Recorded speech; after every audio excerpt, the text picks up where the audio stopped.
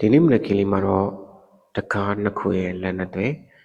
သင်္ဘောရဲ့လမ်းခီးကိုရွေးချယ်တဲ့အခါလူအများစုသွားနေတဲ့လမ်းပဲဒါဟာအဆင်ပြေဆုံးဖြစ်မှာပါဆိုပြီးလူအုပ်ကြီးနောက်ကိုပဲပေါ်ပေါ်ဆဆလိုက်သွားမိပါသလားလောကကြီးမှာလူအများစုကခေတ်ရည်စီကြောင်းအတိုင်းလွယ်ကူတဲ့ဘက်ကိုယ့်ရဲ့အလိုဆန္ဒရှိတဲ့ဘက်ကိုပဲရွေးချယ်တတ်ကြပါတယ်ဒါပေမဲ့လူသွားများလို့မှန်ကန်တဲ့လမ်းလို့ပြောလို့မရပါဘူးခရစ်တော်ကကျွန်တော်တို့ရဲ့ထာဝရအနာဂတ်ကိုဆုံးဖြတ်ပေးမဲ့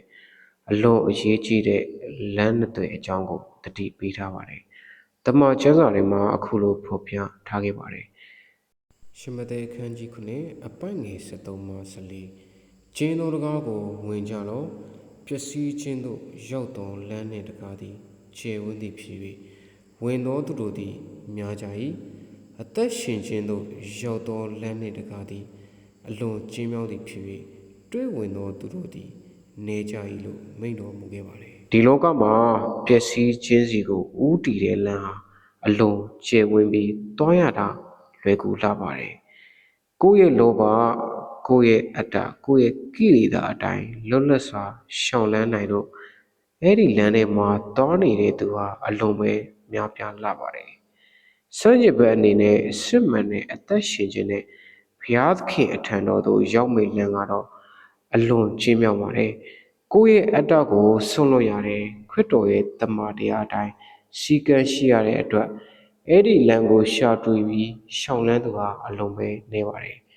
ဒါပေမဲ့အဲ့ဒီလမ်းရဲ့အဆုံးသတ်ကတော့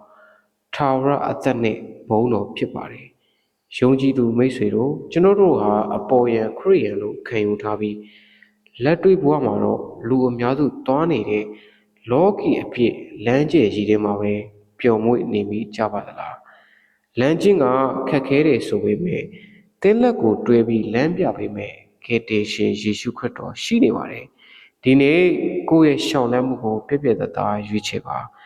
လူကြီးနောက်ကိုမျောပါပြီးပျက်စီးမဲ့လမ်းကိုစွန့်ခွာက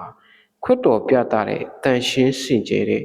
လမ်းကျင်းလေးအတိုင်းသစ္စာရှိရှိရှောင်လန်းဖို့လိုအပ်ပါတယ်။ကြားနာသူရောက်တိုင်းမှာဘုရားသခင်ကောင်းချီးပေးပါစေ။အာမင်။